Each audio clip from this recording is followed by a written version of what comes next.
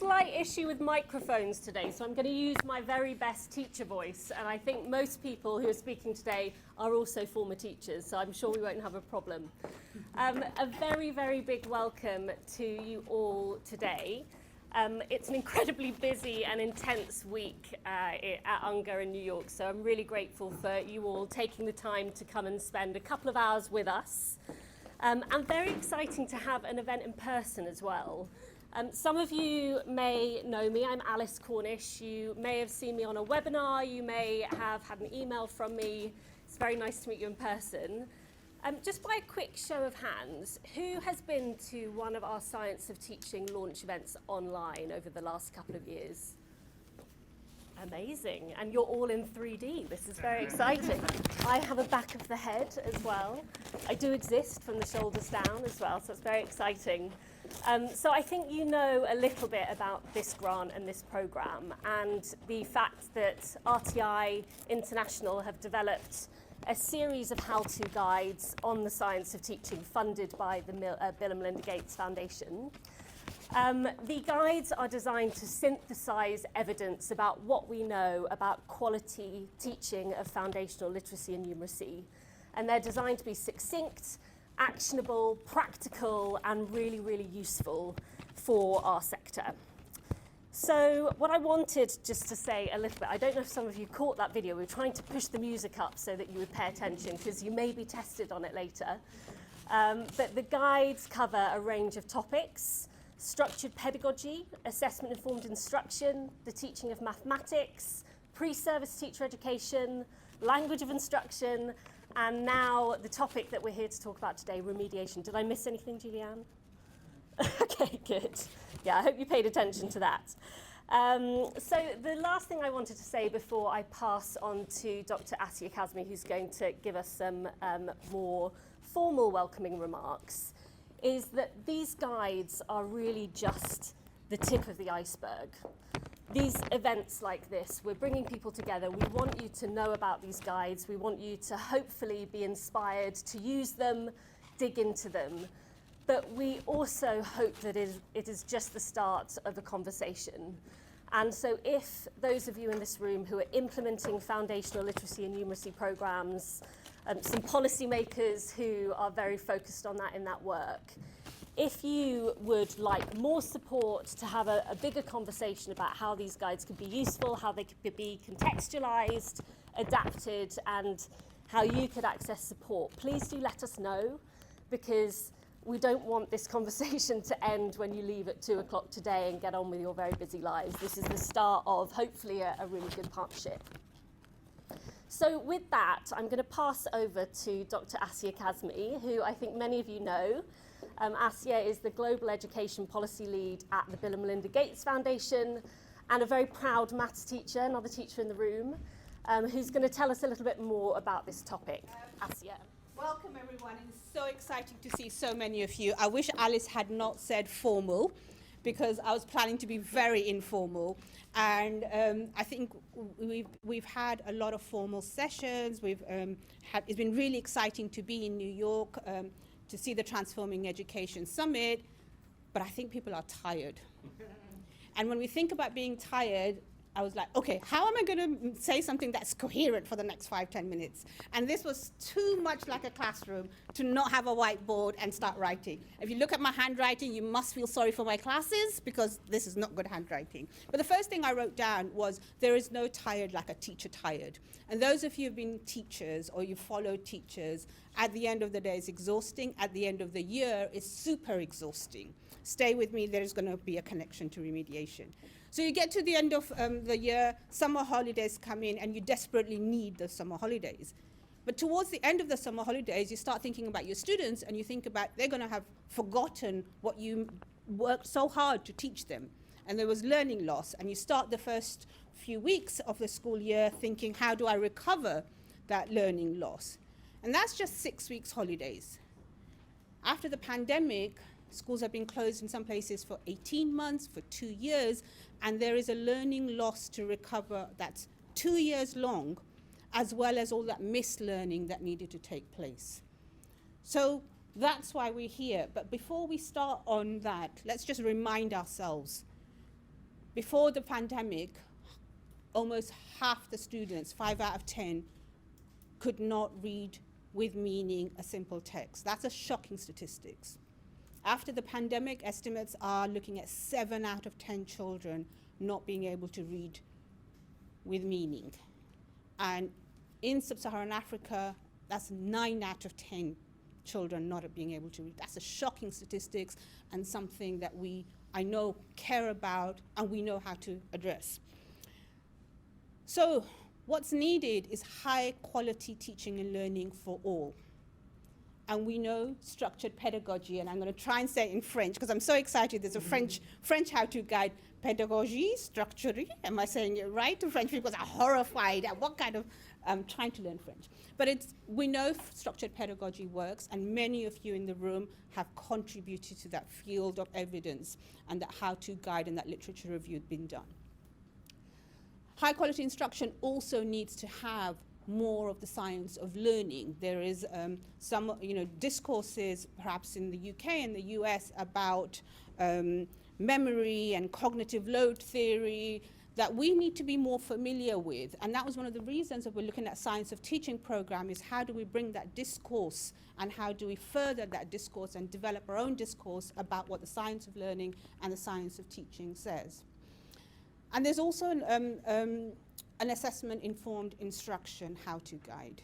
And this is a really important principle. It is not about testing. It is about assessing children and using that information, whether it's just looking at a child's face, whether it's formal assessment, but using that formatively to inform instruction. And this is where remediation fits. We know there's even if you have high quality instruction, we know there will be some students who need additional teaching to land those key curriculum objectives.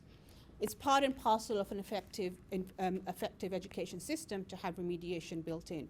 But because in many of our contexts we don't have high quality instruction, there is a lot more need for remediation. And because of the pandemic, there is a need for remediation for all children. And so this is where the focus of these how-to guides is how are we supporting children to catch up on the essential skills of being able to read and do basic maths so that they can access the rest of the curriculum. The goal isn't them being able to read and write, it's them being able to read and write so that they can achieve much wider expectations that the curriculum has, the community has, and government has for them. So it is about increasing the teaching and learning time, but that time has to be increased with quality instruction in there so that children are actually learning. And we have good examples of remediation models that are proving impact in a relatively and sometimes very short time. So it's about articulating that. But what's also exciting is that there are countries now working on remediation models so that there's going to be more contribution to that evidence base. But we mustn't think that's the goal. The goal is going back to having high quality instruction for all, systematically for our children, and they need it more than what we've done so far. We need to be better at doing this. Final point I want to make is that these guides are a starting point. They're not the definitive answer. They're an attempt to synthesize the evidence that's out there.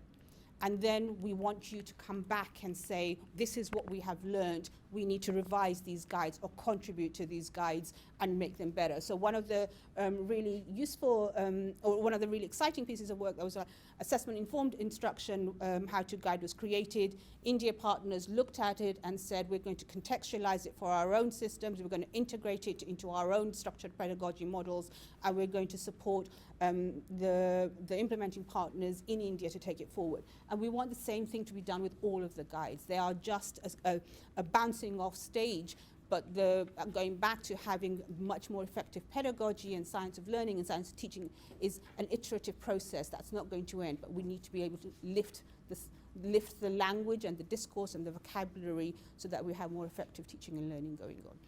Okay. That, I think, is me done. I'm really looking forward to this session and really looking forward to be engaging with you on this. Thank you.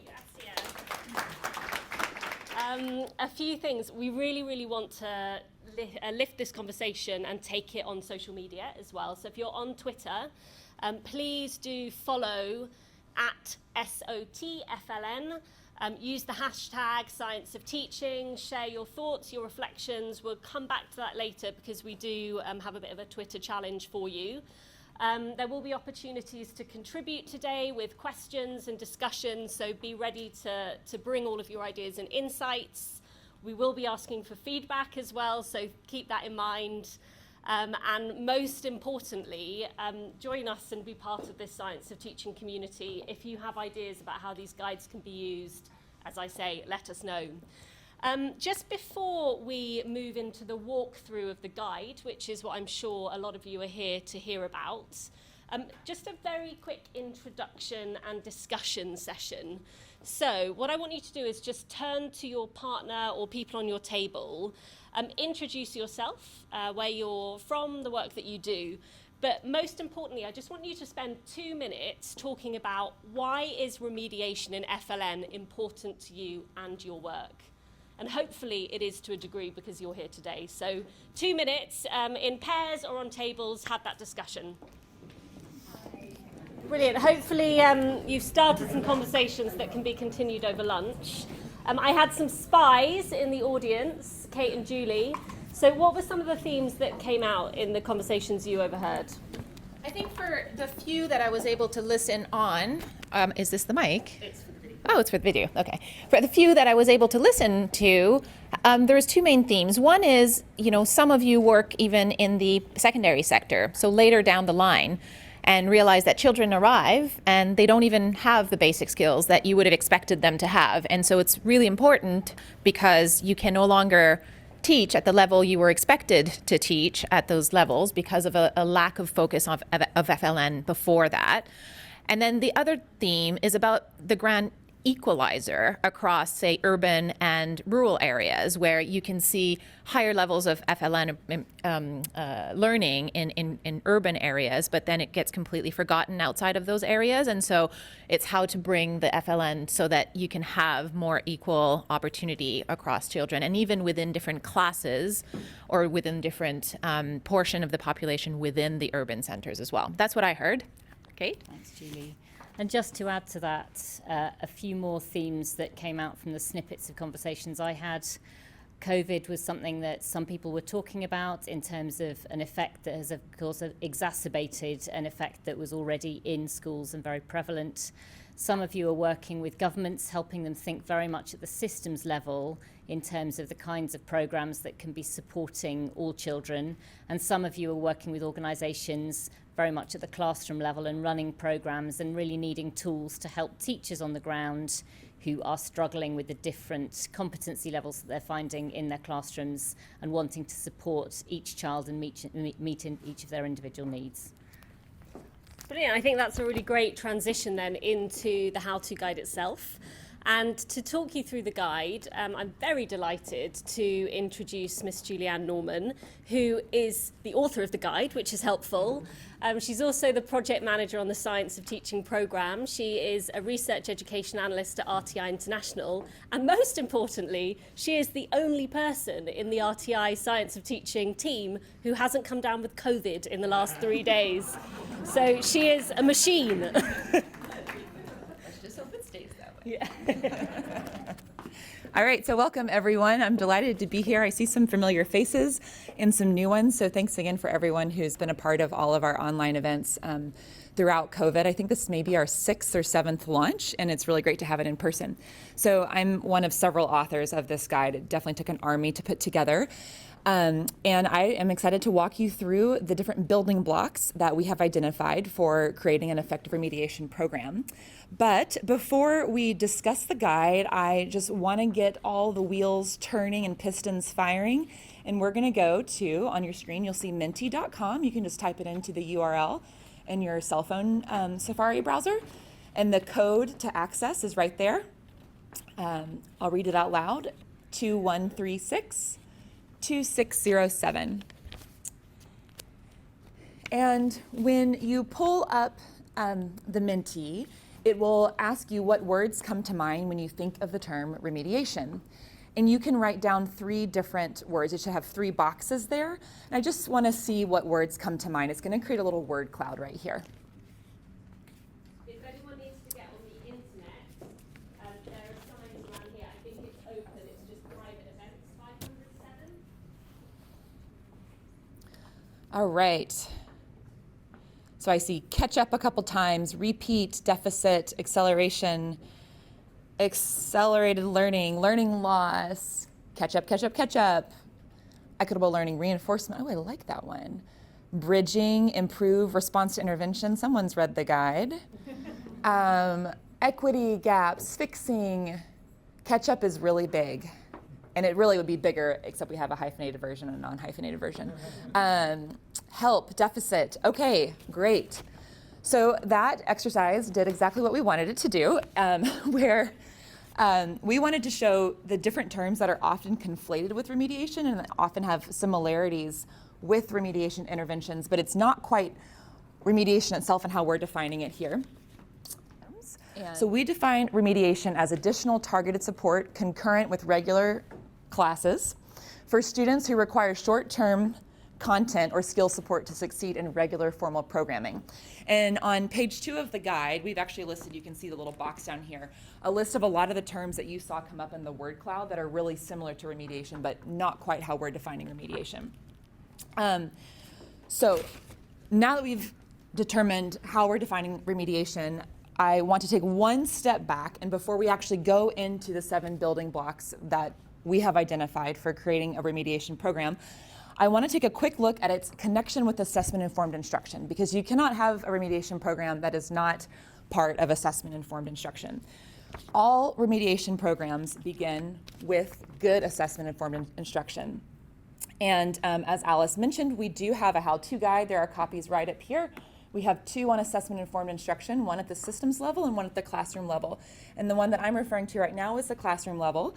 And we have identified 4 questions that should guide assessment-informed instruction. They're here on the screen. Why am I assessing?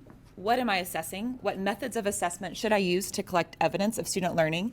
And the 4th, which is most important and related to remediation, is how can I use this information from the assessment and when will I do this? So this is where remediation comes into question number 4 about identifying struggling students and determining how you're going to support them. Okay, so now we can go back to the guide and discuss sort of how we created the guide. So I'm doing a walkthrough to give you an idea of what is in the guide and how it's laid out, and then we'll have a panel discussion afterwards to talk in a little bit more detail about country context and project-specific examples.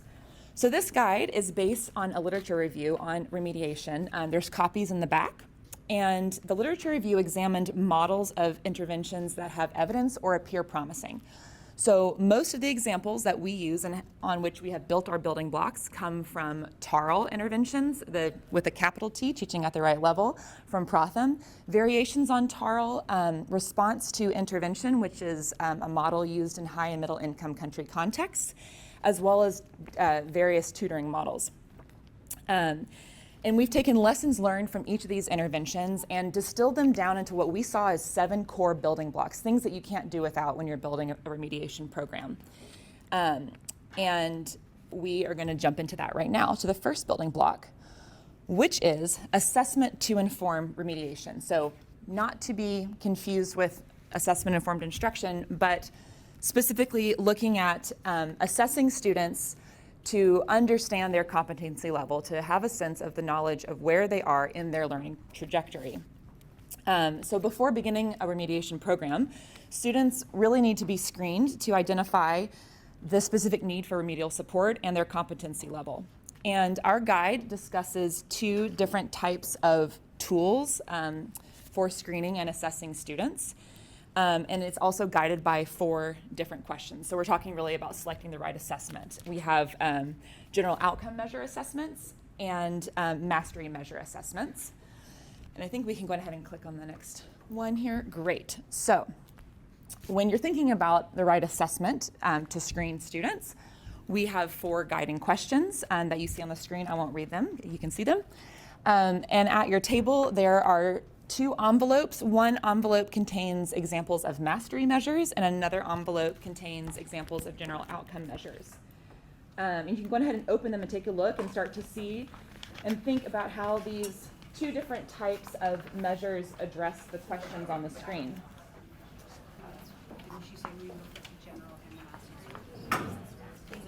Yeah. And you'll see that the general outcome measures, there's a screenshot of Tangerine with an EGRA. And this is really kind of a longitudinal measure looking at students' progress against an overall curricular goal or long-term goal versus the mastery measures, which is really choosing to see if students have mastered a specific skill level. Yes. And so we just wanted to highlight what different types of measures are and the importance of selecting the right tool to assess children. Just give over a second to look. All right, so then once you have assessed students and you have identified those who are in need of remedial support, it gets to step number 2, or building block number 2, which is all about grouping students based on their competency level. I'm just going to click one more. Perfect. There we go. So grouping students based on their competency level rather than by their age or their grade. This really ensures that you're able to provide the correct targeted support where students are at their current competency level again. We note in the guide that small groups are best when you're grouping students, usually between 3 to 6, and trying to really reduce the teacher-student ratio, even providing additional teacher aides to really provide as close to one-on-one support as possible. And then having specific activities, which will be the next building block, that focus on the core skills that group needs to focus on before returning to class with their peers. And the guide provides different examples from TARL interventions and derivations on TARL as well. And I encourage you to read those at your leisure. All right, so for building block number 3, we move on to core skills. So we've highlighted this in the guide, and I want to reinforce it here, that a remediation program should not be designed to replace poor core instruction. Rather, it's an opportunity which should be a part of a regular foundational literacy and numeracy program to help learners and those who are struggling the most to acquire the foundational skills that they need through targeted instruction that is tailored to their individual competency level. So in the guide, we've highlighted examples of core skills for both numeracy and literacy. And these all align to the Global Proficiency Framework, which is a really good resource that articulates core skills for the early grades, kind of on a continuum. So also at your seats, there is another envelope, and just making sure that there is an envelope at your seats. And in that envelope, we highlight examples of activities from TARL that focus on certain core skills of various levels. There's a few literacy activity examples, like letter sound knowledge and decoding. I think there's a numeracy activity in there that's about place value. And so these are TARL-inspired activities. That's just a model of specific targeted activities that focus on core skills at a certain level that was based on assessing students who were at that level. And then, so those were some examples from TARL's approach to teaching core skills. That's what's in your folder. And there's several different examples throughout the guide, and we've also hyperlinked to specific manuals from which we found the activities in the guide as well, in case you want to see more. But another model that we wanted to highlight as far as teaching core skills goes is the response to intervention approach, which we mostly see in high and middle income countries. And response to intervention has 3 different tiers. So in tier 1, I think there might be a diagram up here. I'm going ahead, and so these were the examples, sorry, from your in your folder. So response intervention, exactly. So we have 3 tiers here. You have tier 1, which is a little bit more like differentiated instruction. Tier 2, which is most similar to the TARL model and really looking at the remediation that we're discussing. And then tier 3 is more one-on-one specialized support. So we discuss a little bit about this model and how they've grouped students, and we're really looking at the middle rung here. So, all right. So now we've discussed the first three building blocks, which is assessment to inform remediation, grouping students based on their competency level, and then a focus on core skills. So the next one is training for teachers and what we call leaders of practice. And we really like to emphasize in the guide that regardless of who gives the instruction, there should be a dedicated group of people to do so. So it's important, whether it's a volunteer, a teacher assistant, a government official, that there is a dedicated person to provide remediation, and that this person or these group of people are trained and are provided consistent mentoring support. It's absolutely key. They should be supported throughout the entire process, which is very similar to a regular foundational literacy and numeracy program where you have coaching and mentoring support to teachers who are providing classroom instruction. That's quite similar to remediation, where whoever is providing that remedial support needs to have systemic support along with it. And we provide several examples throughout the guide of different ways to identify those who can provide remediation support and also how to support them, as well as some really interesting case studies. I'm just moving a little quickly because I know we're short on time. So let's go to number 5. The next building block that we have identified is that dedicated time outside of class for remediation is absolutely critical. For some of the programs that we've walked through in the guide, we don't know yet what is driving the change, but we believe it is two things, or one of two things at least. Either focused attention on students and additional time and practice for those students. So having a dedicated time to provide remediation is really important. And sometimes that is in school camps. There's quite a few examples from India of summer camps.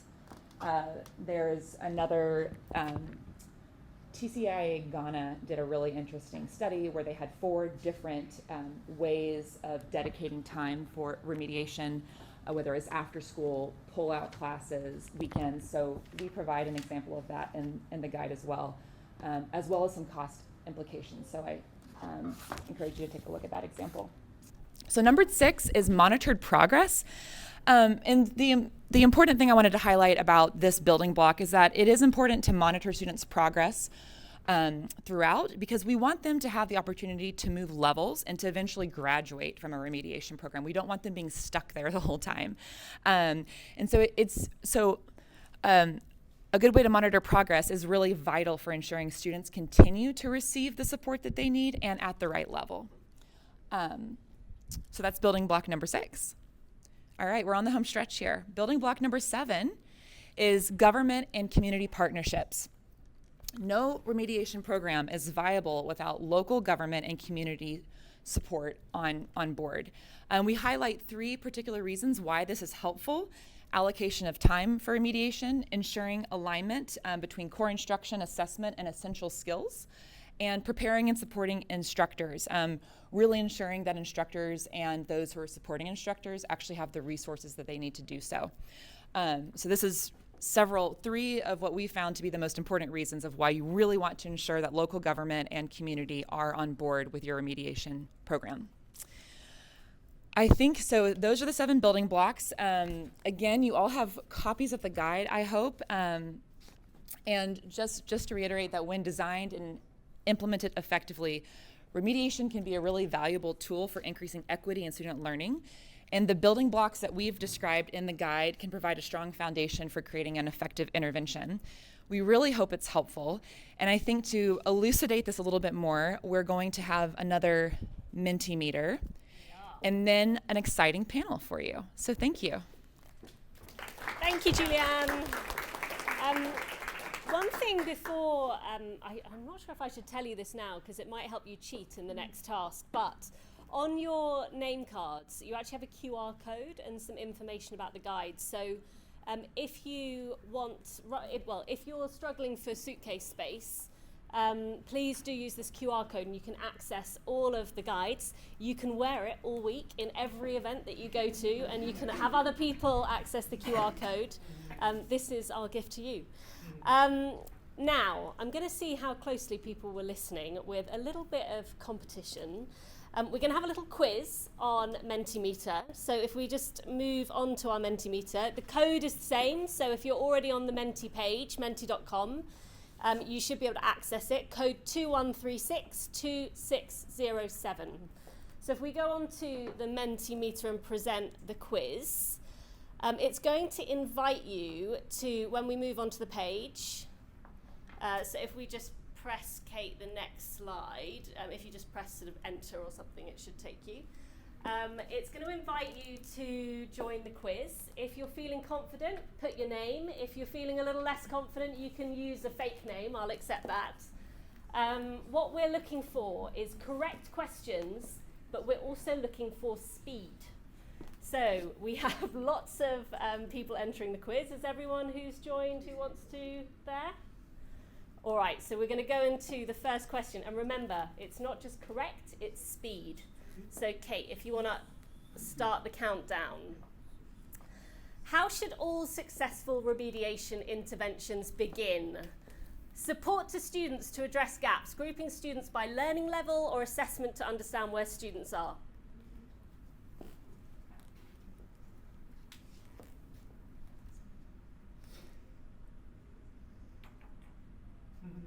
Excellent. Well done, wow. It's not over yet. Kate, next question, please. Question 2. Once students have been assessed, how should they be grouped? By age, by competency level, or by grade?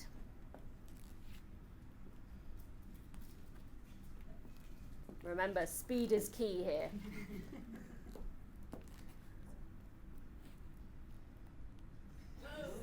Everyone was listening. Excellent. Let's go to question 3.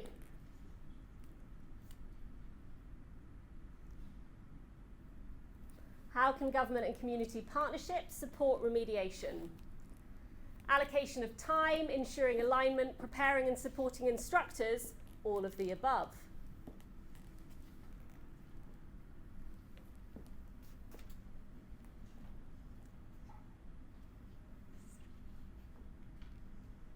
You can see people getting really competitive here. Some people answered too quickly. That's what happened there. And the final question, very important, and those of you who were talking too much at the start may regret that now. Which of the following is not a topic covered by our how-to guides? Language of instruction, structured pedagogy, teaching numeracy, pre-service, assessment-informed instruction, trick question.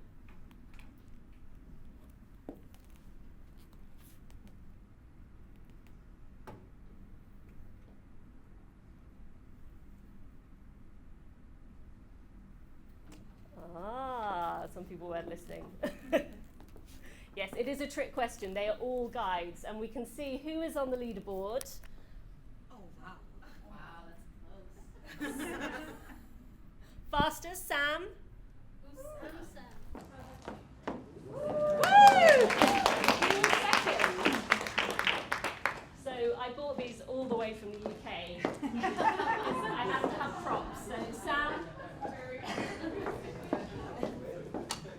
So first of all, Assistant Minister Felicia Dosuma. So Assistant Minister Dosuma is the Assistant Minister at the Bureau of Basic and Secondary Education in Liberia.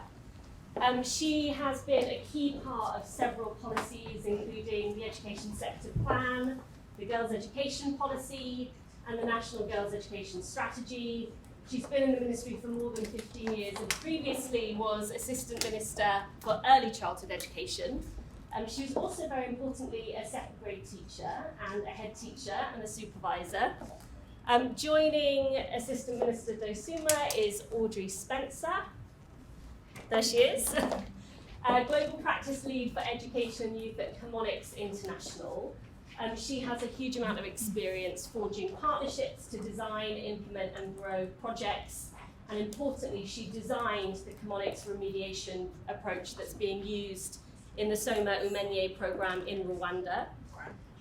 Ms. Manushi Adap, she heads strategic partnerships for Pratham Education Foundation. We've heard a lot about Pratham today already, so we're really pleased that she's here.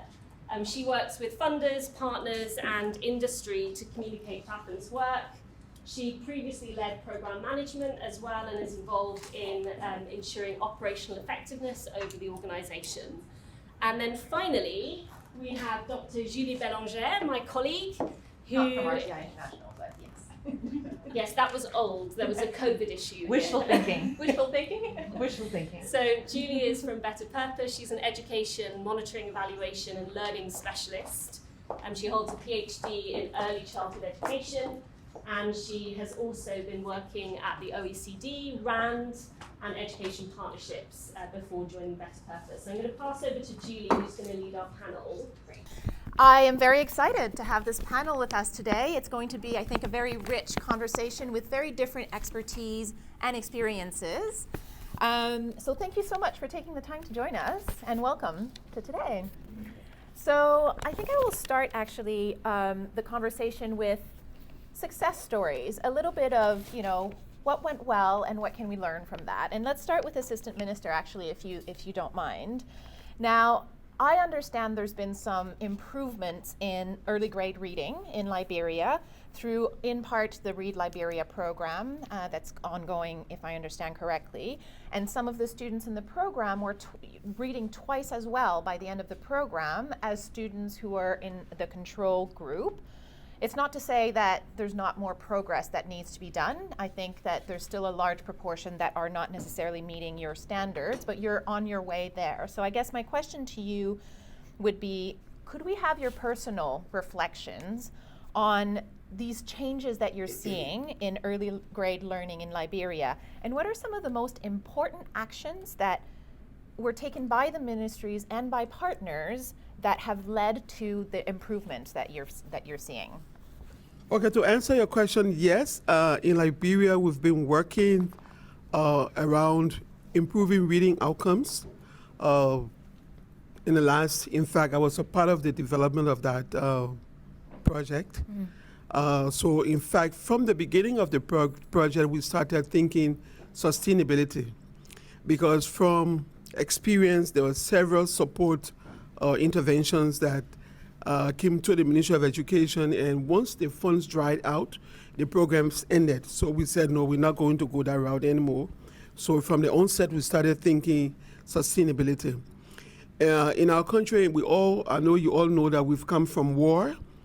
So we had a lot of teachers who left the teaching profession in search of better opportunities.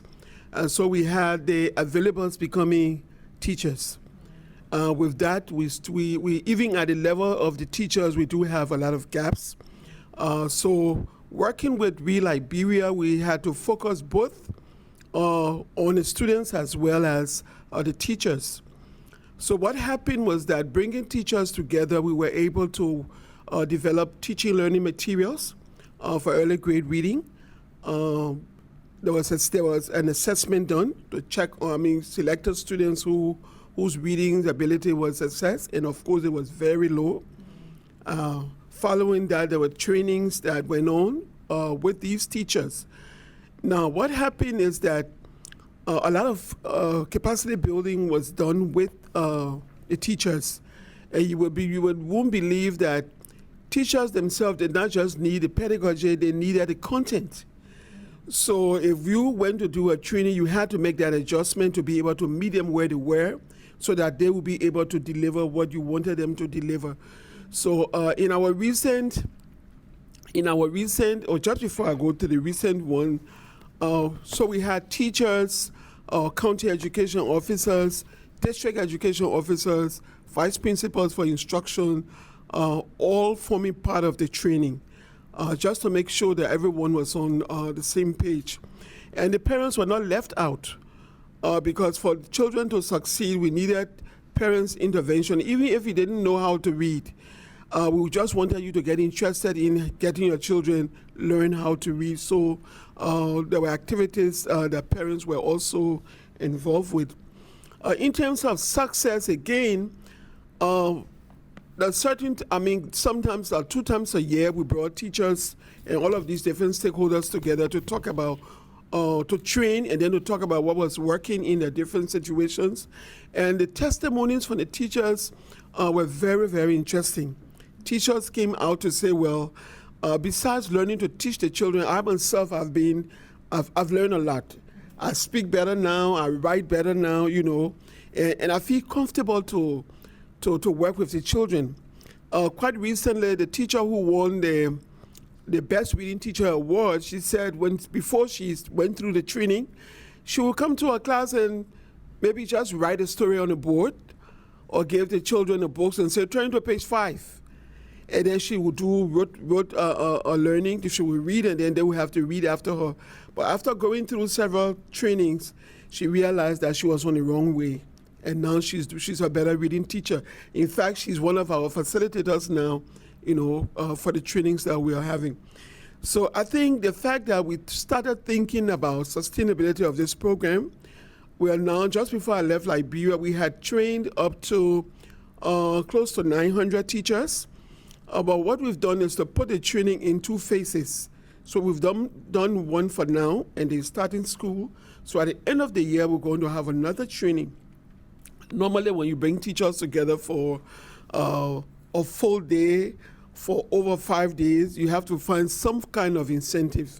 So what we've done is to do a phase 1 certificate, which will be awarded to them when we get back end of October. And then they know that they have to do another round of training so they get a full certificate. But during the training, what we found out again was this time we had more. We did have private school teachers, but public school teachers, but we also included private school teachers because the materials that we have them for public school teachers. But then we said if you keep them only in public schools, they're going to take arms and legs and walk into private school one way or the other. So what can we do to ensure that these books that we are putting in our public schools remain in the public schools? So working with a local partner, a printer, we're able to get them to reproduce the books at a very reasonable amount. So we have the Let's Read level 1 and the teacher's guide, the activity book that goes for $6.50, and then the teacher's guide volume 1 and volume 2, $15 for the 2. And schools are paying for those books. So the supplier said that he had a little delay, so I'm sure before the end of September they will have all the books, but at least they've been trained and we've given them some instructional materials to begin with. So that's something, and in fact, following the first round of training, there were private schools administrators who were coming to the district education office and asking for more training. They wanted more of the teachers, to be part of the training. So we think that's a great step.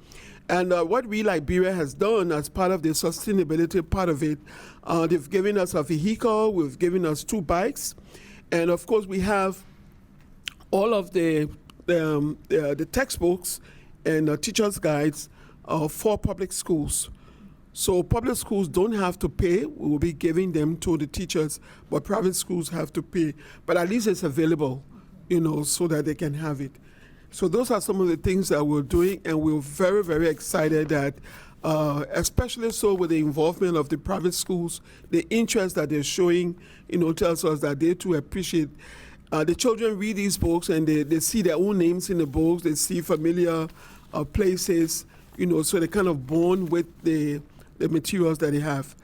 But what we also have done is to we include the colleges of education so that they form a part of this whole process. I just took note about when she was doing the presentation, so that we bring them together to also talk about what we're doing here to see, because they are training teachers. So whatever we do, if it comes from that part, from that part of the training, it flows down to the classroom, and then we can have the kind of results that we're all looking for. Thank you. Thank you so much. I think there's a lot of insights there that many people can draw from, and I'll come back later about some of the lessons you may have learned along the way and things you might have done differently, but I think those are really, really important lessons for us. And if I can just go to Audrey next. Yes, please, in the microphone so that the camera can hear you. That's great. Gotcha. Thank you. I'd love to talk a little bit about the Soma Umenye program. Is that how you pronounce it? Yes. Yes, good. Okay. So I understand that you've used something called the Kinyarwanda reading camps. Is that correct? Yes. Yes. Okay. So this is the part that provides focused remediation to children who are performing below their grade level, significantly below their grade level, and you're using instruction at their level during these programs. Can you tell us a little bit more about the reading camps? How did they work, and what do you think is the most important aspect for their success? Sure. So the Kinyarwanda reading camps were piloted with about 2,000 students, and the aim was to use the local early grade reading assessment, a census-style benchmark exam that could be administered by the classroom teacher to identify kids who fell into the lowest quintile. That's that bracket of kids who weren't able to perform competency in terms of, or mastery in terms of, naming a single letter or sound. So these kids who have been really far behind and even up to grade 3 aren't having any success as readers and are probably feeling pretty, even though they're internal, they're showing up to school, they're actually excluded from the opportunity to learn. So we wanted to really find those kids and say, what could we do during a holiday reading camp that would be cheap, easy, fun for kids and for teachers, and help to re-engage and reset them on their trajectory for learning, and really figure out how to get them to identify themselves as readers so that they could rejoin their classroom with a new way of thinking about themselves and their engagement in learning. So that was really kind of the goal of the camp. And we set about, doing a lot of the similar things that happened, I think, in Liberia, starting with that assessment, figuring out, once we have that assessment data, what can we do to figure out a little more precisely how to meet kids where they're at, and then develop a curriculum that can deliver targeted instruction and remediation in really fun and play-based ways. And knowing that there's not a lot of money to do this, and there's probably not more money on the way. So how can we do this on a shoestring with what is already there, and figure out how to make it fun for the kids and the teachers? We had exciting results. We did some rapid testing with materials at local schools. We actually utilized a very, very simple explicit phonics instruction curriculum that was actually developed in Liberia. That's a whole nother story. But basically the premise of that system is, if you can read, can you teach someone else how to read if you only have a stick and the dirt? And we figured out a tool or a way to package a curriculum thinking about that in mind. And then we used a combination of other things to help kids really enjoy reading, some very, very colorful, enormous big books that were really high impact and engaging. And then giving kids a lot of time to play games with hands-on materials that let them experience and practice those letters, sounds, word building, blending skills that they just weren't getting enough time to do in their regular classrooms.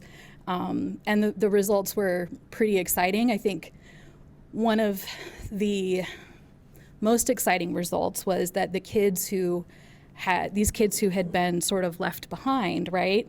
Suddenly they were able to start the term knowing all these games that other kids didn't. And they built all this social capital because they knew how to play the fun games. And so they were sort of re-entering their classrooms from a new social and emotional place where they had confidence. And that was really, really exciting.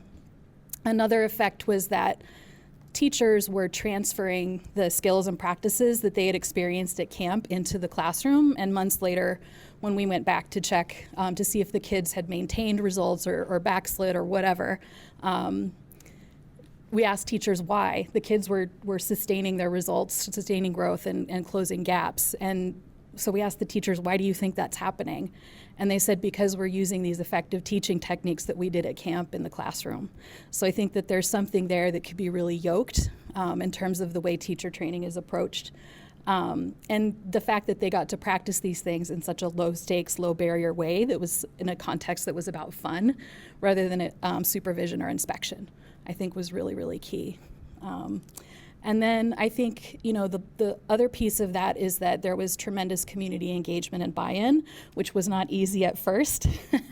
But as soon as and we had a couple tricks to get parents to send their kids to camp. One was sharing the data and having conversations between head teachers and school management committees, and relaying that message to the community, so that parents were aware that they needed to send their kid to camp for this reason. And then helping teachers not just to view assessment as a test, but use assessment as a way to show progress to parents. And when parents were seeing progress, they started sending porridge. They started making instructional materials, and more kids wanted to come. And I think that is one of the tremendous successes. Great. Yes, thank you. Thank you. We'll come back to the program. The last introduction here, I don't think we really need an introduction, because another kind of, it's a bit of the star of FLN and of remediation, the TARL program. Everybody, we heard about it from Julianne earlier, and so Manushi, you have experience. It's the pioneer of the Teaching at the Right Level program. You've got a lot of years now of experience with this program. Would love to hear your perspective on this and what kind of the most important ingredients of the success of this program are. Wow. Kind of have to attempt to boil the ocean here, right? But a lot of these points have been covered, and if you look at the 7 points that you've talked about, I think we get a lot of those words correct.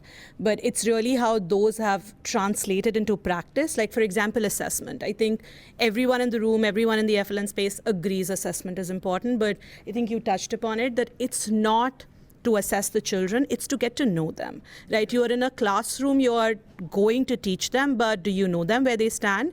And then it's not separate from the work that you're going to do. It's a very key part of the entire, engagement process that you'll have with children. I think seeing assessment like that is very crucial.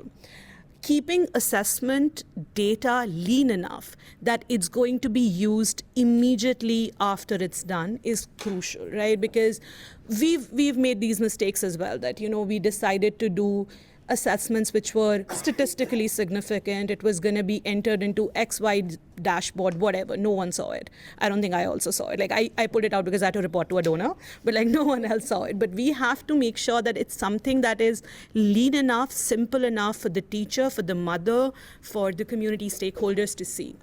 Something we recently started doing during COVID was, of course, when we usually do assessment, we see who's a beginner, who's letter, para, story stuff. But for mothers, we started saying there's a smiley face, there's a poker face, and there's a sad face, because we're dealing with illiterate mothers. So, right, so communicating anything that we're doing in this practice is really crucial. The other ingredients that I feel like, I think the activity part, you have to make sure that you are breaking away from business as usual, right? So even after I get to know you, I can't go back into this classroom mode, right? I have to see you as individuals, of course. There is one-to-one work, but then you're part of a smaller group with your peers who are at the same level as you, and then you're part of a bigger group when I'm, starting the class, when I'm starting to introduce myself, break the ice. So these activities and how I ensure that the word level child or a different level child, they don't see each other as different, right? They're using the same material, but they're all trying to jump to the next level. And coming back to assessment, I think the last thing that is very crucial for us is assess often. I know it's time consuming, but there are so many reasons to assess frequently, and another reason to keep it lean is that you get to see progress right in front of you immediately. You gain confidence. Getting these teachers to have that confidence is very crucial. You get to communicate it to the parents who start, buying into the program, start feeling empowered. And you're able to get the child to see that, listen, you're moving from this group to that group, and then you're getting, it's like really seeing the child get that, that kind of confidence back. And speaking more from the macro perspective, I think this is pure TAL, but for us, we do at Pratham, at least in India, there is a lot of work that we do directly with Pratham trained staff, and then there is work we do with the government. So when it comes to working with the government, I think what has worked really well is establishing some non-negotiables, right? Knowing that here are the things that we don't compromise on, the monitoring, the material, the overall methodology, and here are the things that we're going to contextualize, right? Let's sit and discuss how many hours a day can this be done? You know, how should a teacher be trained and supported over the course of this exercise? So having the stakeholders buy into the entire process and owning this process has been very crucial when it comes to success, because we've had unsuccessful cases of TAL scale up, right? And we've learned more from them than the successful ones. So, Well, that's interesting because I want to hear about that. I want to hear about what you've learned along the way. And that's my next question actually to the three of you. And so maybe you can continue and go first on that, because I think, you know, what are some of those important lessons along the way that allowed you to build something that was more and more successful? And I think that's important as well. yeah. I think one of these is it's very easy to have a blame kind of situation go on with the child, with the teacher, with the government, right? It's the entire system that has to come together. So it's not the teacher that's at fault. So initially, when we started doing our government partnerships, there's an MOU, there's an understanding with the government, but we're going in and training the teacher directly. Why should the teacher listen to this random civil society organization coming in and training you? So for us, one of the things that we feel like we've cracked well is how to build this whole thing within the system, right? So now we start from at least 2 layers above the teacher. We work with them, we train them. The second challenge that we used to face is, fine, you've trained them, but then they sort of become evaluators for the teacher. That's never healthy. So we get them to do practice classes themselves as the only way they can be leaders of practice. And the moment they do these practice classes, even for a 10-day period, they see a difference. They understand the work better, and most importantly, they buy into the program, right? And that's when you turn them into real mentors for the teacher as opposed to evaluators for teachers. So we've had this challenge in the past where if the program isn't running well, the teachers aren't adopting it, right? But that's not the case. You have to work with the system to do it well. And so that's something that's worked.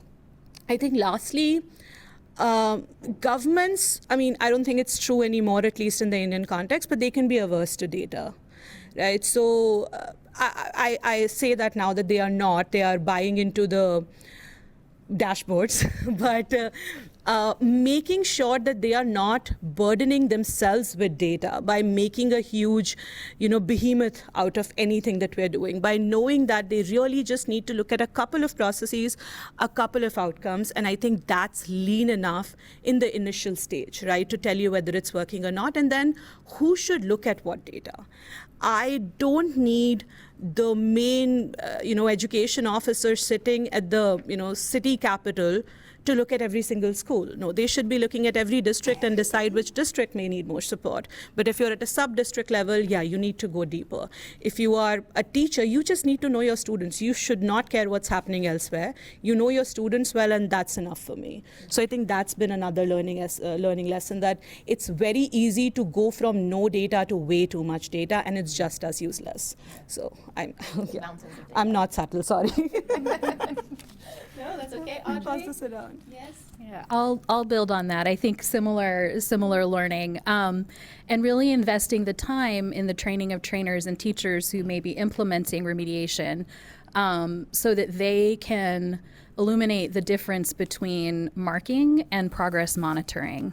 And it was a tricky moment, because in the development of the remediation program, we had to help folks at a national trainer level have a total paradigm switch. And I remember having this moment where everyone was so frustrated with me and, saying, but out of how many?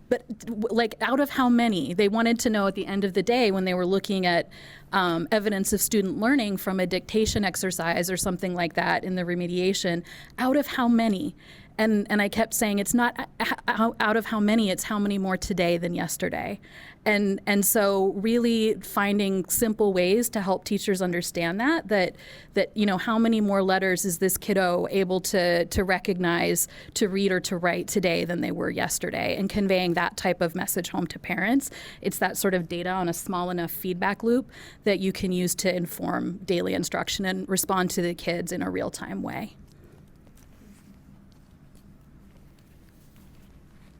Thank you. What we realized is there was lack of coordination. So that everybody was doing their own thing. You had higher education in one way. You had the ministry focusing on something else. So what we did was to form a national technical working group, particularly for reading. And that national technical working group has been working, and we are almost done with our national reading strategy now. So that defines, what each stakeholder is supposed to do when it comes to early reading or reading at any level. Sorry. We also have the issue of budgetary support. And because of that, we've been engaging the heads of the legislature about focusing on reading. But what we've also done is to put reading into the academic calendar as a standalone subject. Yeah. Thank you very much. I have a lot of questions, but I want to make sure we give enough time for audience. She has water already. Thank you. Tea. Oh, some tea. Yes. I want to give time for some questions. If nobody has questions, I'm just going to keep going with my questions, and we can come back to my questions. But I want to open the floor up so that we have an opportunity to ask some questions. Maybe we hold questions for Assistant Minister until we get some tea. But for now, for Audrey Minucci, if you have any questions, please. We might also invite Julianne to come and join as well. Yes. If people have questions for Julianne. We have, another chair would be great. Thank you. Great. So, any questions? Yep, over here. One, if we have data like 90% are in sub-Saharan Africa are not achieving mastery, then what really is the meaning of remediation? Particularly, we started with the caveat that remediation programs don't replace good core instruction. And so if it's the vast majority of students who require remediation at maybe even the second or third tier in terms of the content, then what is the meaning of remediation? And maybe should we just shift the entire education system to be focused on that for some time? Who would like to give a stab at that one? Yes, go for it, Minucci. So you have the mic, yeah. So I really agree with that. We often say, and like there are people in the room with whom we've discussed, should we really say remediation? We like to say that maybe it's just catching up for everyone because we didn't get it right the first time, right? It's essentially that. But so to do that, I think, especially, historically, we've had the challenge of getting everyone to accept that we've not gotten it right and we need to start from scratch. But COVID has been sort of a blessing in that case because now everyone is likely to forget what was the situation pre-2020, and now they're saying, oh, last 2 years, so many things are bad. How do we, resume things? And one of the key messages that we are at least trying to put forward is, let's put aside curriculum for a little bit. Can we just have, one is getting ready for school. You have third graders coming in who've never been to school. So let's get school ready. Let's continue to sustain the community connections that were created during COVID, because we never know when we're going to be in another lockdown. We need all stakeholders together.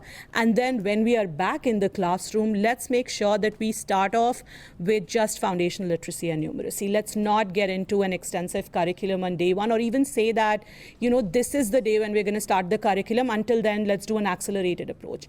Let it come later, let it come eventually, or maybe never. Let's first look at foundational literacy and numeracy and build on that. Right. So. It's perfect. Okay. I don't know if I have anything to add. Okay, so no one's adding anything. No, I think you covered it. That was great. So does anybody have anything to add to that or another question? Yes, there's a little microphone. That's just a microphone for the camera, just so you know it's coming your way. thank you all for sharing those really. A little louder. Oh, thank you all for sharing those very promising experiences. I have a question about the incentives that were built into the program. So, what really drove the teachers or the district officials or even the ministry, central ministry people to buy in and to really, ensure that your implementation plan was actually implemented well? So my question is about incentives. I think that applies on all three, actually. Right, exactly. So I'm not sure who wants to start on that. Are you feeling a little bit better with your throat? Do you want to take a stab at the incentives? How did you incentivize the system to take this over? Okay, maybe not just the system, but beginning with the teachers. I just mentioned that we will be giving them certificates. To also incentivize the teachers, we work in collaboration with the business community. And then we had an award ceremony.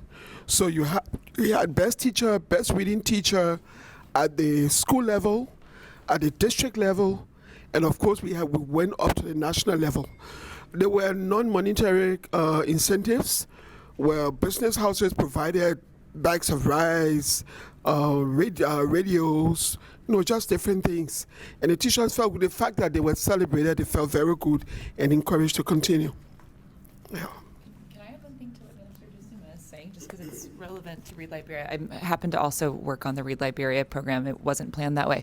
But one other item that they did from a systems level, and I wouldn't call this an incentive per se, but maybe a nudge, is in other parts of the program, especially when it came to mentoring teachers and providing targeted coaching support, when we were looking at transitioning the model over from project staff to the government, we actually had to go through several iterations where we had at first looked at district education officers to provide this, and then at principals to provide this mentoring support.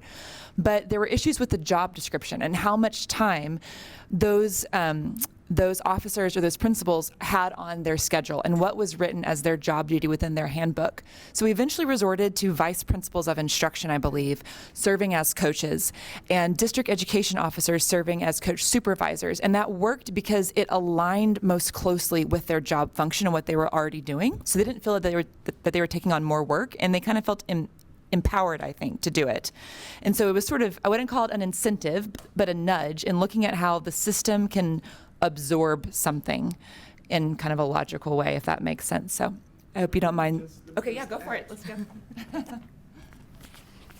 Also, as a way of bringing them together even closer, what we've done is to establish clusters.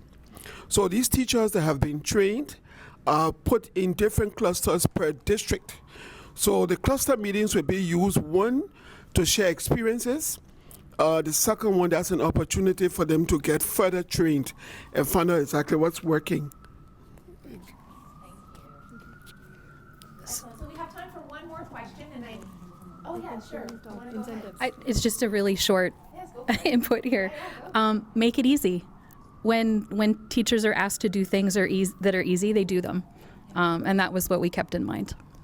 I love that, actually. We use that all the time as, when you do a theory of change about what are the mechanisms of change, that EASE framework, and it starts with the E, or making it easy. Completely agree. So I think you can all stay for lunch today, right, in the next half hour? So we will be around for more questions after, but let's go, if there's one more question that we can pass in for now. Yeah, in the back over there.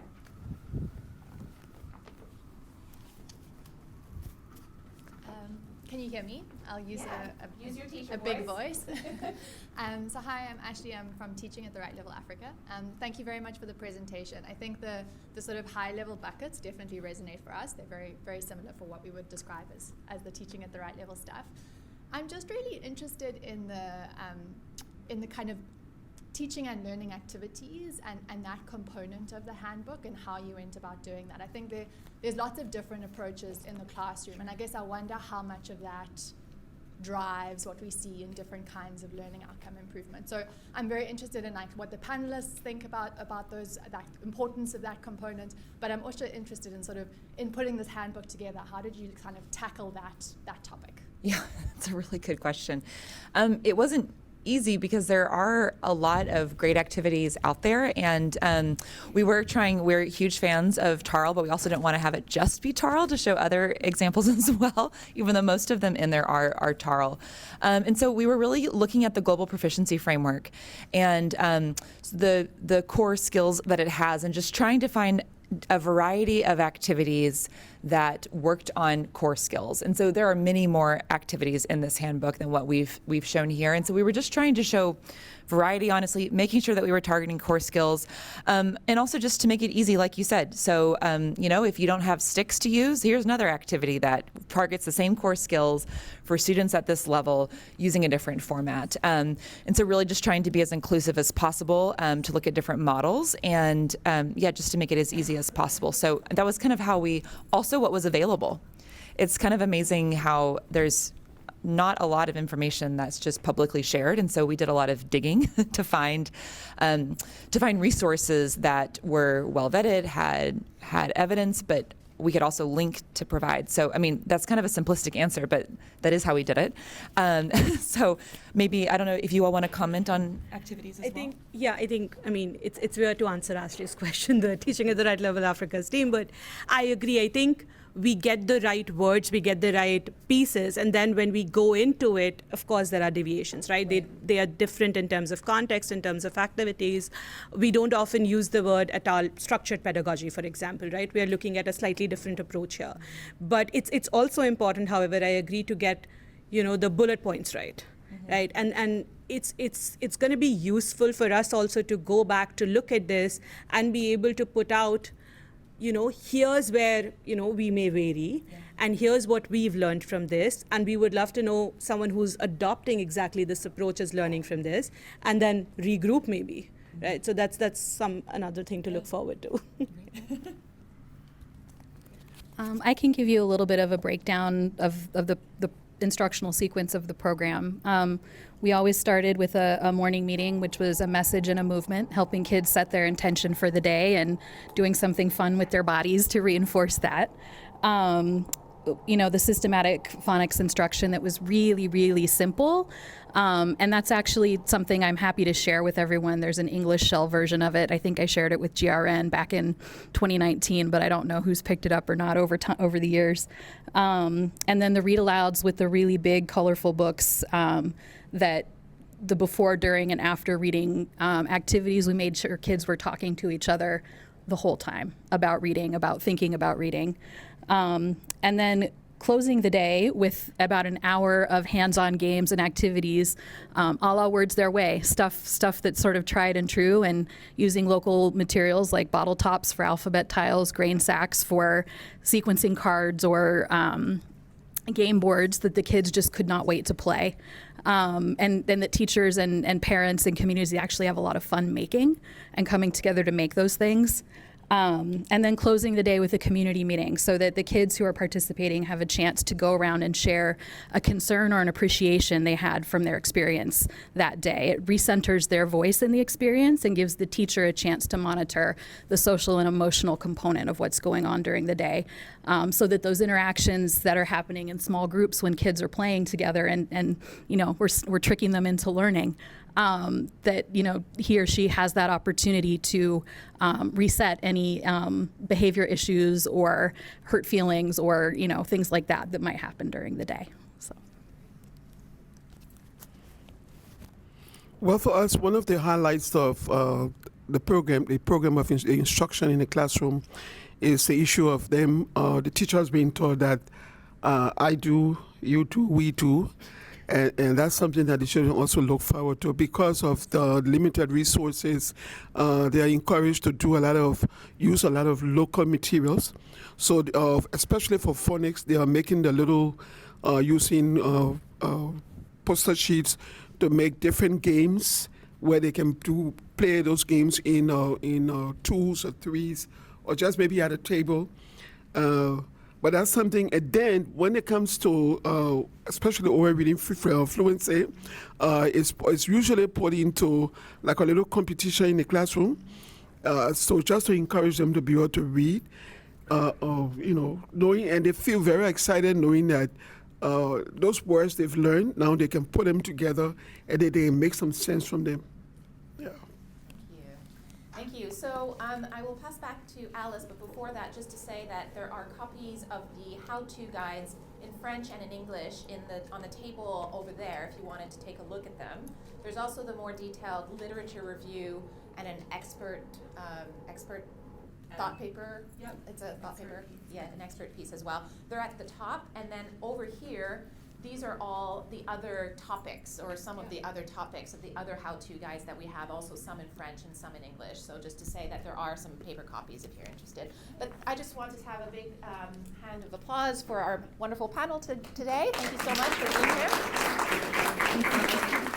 The first thing I want you to do is to get your phones out again and either use the QR code here or go to the link bit.ly/remediation event, capital R, capital E. And I want you to share a little bit of feedback with us because we have quite a few of these different events. We really want to make sure we're learning from the feedback that we get. So if you can pull up that link and get to the 30 seconds or 1 minute just to do that piece of feedback before you leave, that would be brilliant. I'm now going to pass to Asiya Kazmi for some closing remarks and then back to me for one last thing. Thank you very much, Alice. I need a moment. When you come to the development sector and education and you see 9 out of 10 kids are not learning, it should make us angry, and it does make us angry, all of us. And then you hear what's being done, and it's emotional. And honestly, I'm not really that emotional person, but I feel it. And this is about transforming individual lives. It's transforming families' lives, and it's transforming communities. And it is so important. And it is so important that we hear about success stories, because education sector needs a lot more of them. So I think I've got my moment. Thank you so much for sharing those with us. And Liberia, double impact, 2 standard deviations. And I like Ben and I argue, and I was like, we want programs that have 3 standard deviations going ASEA. So you are getting us there on 2 standard deviations. That's brilliant, doubling the impact. Okay, what I wanted to say was 3 things. First of all, science of teaching is an umbrella. It isn't one organization.